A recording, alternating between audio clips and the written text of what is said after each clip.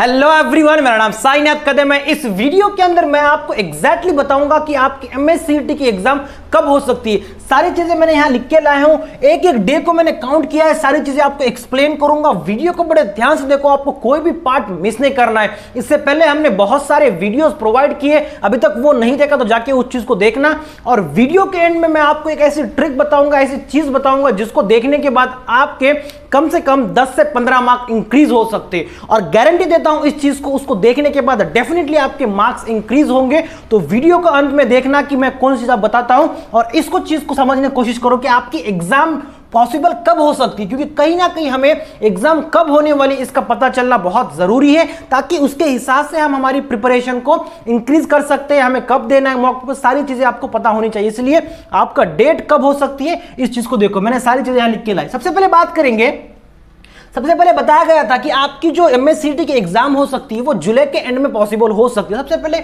इसके बारे में बात करें, लेकिन यहां पे देखने वाली ये बात ये है कि जेईई मेंस की एग्जाम एंड में थी तो अभी नहीं हो सकती। और अभी यहां पे हमारे यहां पे जो आपके मतलब बारिश को लेकर बहुत ज्यादा प्रॉब्लम चल रही है, तो कहीं ना कहीं अभी पॉसिबल एग्जाम नहीं हो सकती, क्योंकि यार हमारे पास डेज भी बहुत कम है ना। तो अभी मतलब हॉल टिकट कब आएगा, क्योंकि उन्होंने ऐसा भी बोला गया है कि आपकी एग्जाम सबसे पहले बोर्ड का रिजल्ट आएगा, उसके बाद फिर आपकी एग्जाम हो जाएगी। तो कहीं ना कहीं एग्जाम पर डिपेंड करता है कि आपका जो बोर्ड की रिजल्ट होगा उस पर डिपेंड करता है सबसे पहले। और ध्यान रखो ये चीज को लेकर आपको कि आपकी एग्जाम ना ऐसा कभी नहीं होगा कि आपको मतलब आज बता दिया जाएगा और आपको 2-3 दिन या 5 दिन बाद आपकी एग्जाम कंडक्ट कर जाए, ऐसा बिल्कुल नहीं होता। आपको सही ढंग से आपको मतलब पूरी तरह से आपको डेज दिए जाएंगे आपको प्रिपरेशन करने के लिए। तो आपके साथ तुरंत चीजें नहीं होगी, आपको काफी ड्यूरेशन आपको सही ढंग से दी जाएगी, लेकिन आपको रिलैक्सली बैठना नहीं है कि देखेंगे जब डेट आएंगे, आपको पढ़ाई करते रहना है साथ साथ में। तो देखना, उसके बाद बात करेंगे आपका जो अगस्त की पॉसिबिलिटीज है, तो उस मंथ के बारे में बात करेंगे हम, जो अगस्त के अंदर है। जुलाई के एंड में तो पॉसिबल नहीं हो सका, आप समझ सकते हो।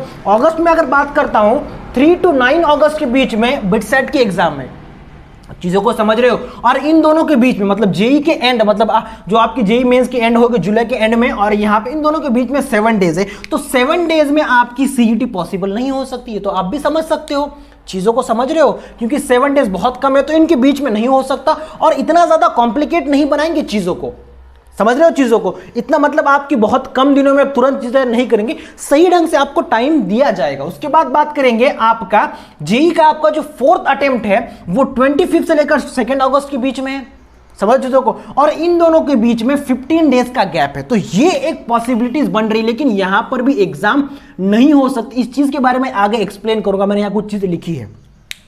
उसके बाद चीजों को समझ रहे हो, 25 के बाद आपका जो 2 सितंबर तक आपके जेईई मेंस का 4th अटेम्प्ट है, उसके बाद आपका नीट की एग्जाम जो है आपकी 12 सितंबर को है, चीजों को समझ रहे हो। और इन दोनों के बीच में 10 दिन का गैप है, और 10 दिन में भी एग्जाम पॉसिबल नहीं हो सकती, क्योंकि कहीं ना कहीं सीईटी को कंडक्ट करवाने के लिए 10 से ज्यादा डेज लगते हैं। और ऐसा बिल्कुल नहीं होगा कि आज नीट की एग्जाम खत्म हुई या फिर जेईई मेंस की एग्जाम खत्म हुई या तुरंत अगले दिन सीईटी की एग्जाम, क्योंकि कहीं ना कहीं अरेंजमेंट करने होते, बहुत सारा वर्क होता है और ध्यान देना होता है कि बच्चे की सेफ्टी बहुत ज्यादा इंपॉर्टेंट है। तो यहां पे ऐसी चीजें तुरंत नहीं करेंगे तो आपको सही ढंग से आपको टाइम दिया जाएगा, तो यहां पर भी पॉसिबल नहीं हो सकता। आगे बात करेंगे तो हमारे पास हमारा सितंबर, मतलब आपका जुलाई के एंड में चला गया, नहीं हो सकता। अगस्त के मिड में भी नहीं हो सकता, या फिर स्टार्टिंग वीक में भी नहीं हो सकता, क्योंकि बाकी एग्जाम्स है। और कोशिश यही रहती है गवर्नमेंट की कि बाकी एग्जाम्स के साथ कोई भी एग्जाम ओवरलैप ना हो जाए। यदि एग्जाम ओवरलैप होते हैं तो बच्चों के लिए मुश्किल हो जाती है, और जो कंडक्ट करवा रहे उनके लिए भी मुश्किल हो सकती है। तो इतने बड़े आपके पैंडेमिक में ऐसी सिचुएशन नहीं लगेगा कि आपकी एग्जाम ओवरलैप हो जाए या फिर एक साथ 2 एग्जाम कंडक्ट, ऐसा पॉसिबल नहीं हो सकता। इसीलिए आपको ध्यान देना कि आपकी एग्जाम ओवरलैप नहीं होने वाली। तो हमारे पास अगस्त में डेज नहीं बच रहे, जो 15 डेज बचे उसके बारे में बताऊंगा आपको कैलकुलेशन करके। और यहां पे तो आपका इन दोनों के बीच में 10 डेज ही है, तो यहां पर पॉसिबल नहीं हो सकता। तो पॉसिबल हमारे सितंबर के बाद ही बोल सकूंगा कब है, तो डेट के बारे में बताऊंगा आगे। यहां पे और एक बात यहां ध्यान देने वाली बात है, आपको जब भी आपका बोला गया था कि आपका जुलाई के एंड में आपकी बोर्ड की एग्जाम का रिजल्ट आपको बता दिया जाएगा, समझ चीजों को।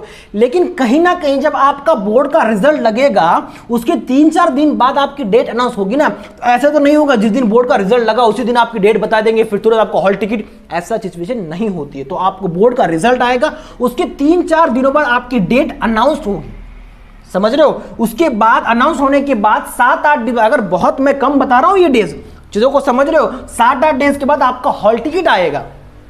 हॉल टिकट आने के बाद कम से कम हॉल टिकट और एग्जाम के बीच में 10 से 12 डेज का गैप होना चाहिए, क्योंकि बच्चों को प्रिपरेशन करनी होती है, कहीं जाना होता है, सेंटर पर रीच करना होता है, काफी कुछ चीजें होती है, उनको भी अरेंजमेंट करवानी होती है। तो यहाँ पे भी आपके हॉल टिकट रिलीज होने के बाद 10 से 12 दिन यहाँ पे गैप देना होगा, और उसके बाद आपका जो पीसीबी और पीसीएम एग्जाम होगा उसका कहीं ना कहीं 12 डेज का आपका मतलब 12 डेज का सेंटर यहाँ पे बताया गया कि सेंटर इंक्रीज करेंगे, लेकिन कहीं ना कहीं मिनिमम आपको इतने डेज तो लेंगे। बीच में कुछ चीजें हो सकती है, या पे उनको हो सकता है कोई आपको एक डेट छोड़ के आगे डेट बताए दे, तो यहाँ पे पॉसिबिलिटीज है कि आपके 10 से 12 डेज ज्यादा ही आपके एग्जाम कंडक्ट करवाए। तो टोटली इसका मतलब ये हुआ, अगर हम दिन को काउंट करते हैं तो ये जो आपका अभी से लेकर मान लो, क्योंकि अभी तो आज तो रिजल्ट नहीं बताएगा, आज से 7 मतलब 6-7 दिन बाद आपका रिजल्ट आएगा, तो इसके मान लो अगर आपने यहाँ पे अगर आप यहाँ पे 6 दिन काउंट करते हो और यहाँ के जो आपको 4 डेज काउंट करते हो, तो यहाँ पे हमारा कितना बच चला गया, यहाँ पे 10 डेज चला गया, और 10 डेज के बाद वापस अगर आप 8 डेज को अगर देखते हो तो 18 दिन, मतलब कम से कम यहाँ पे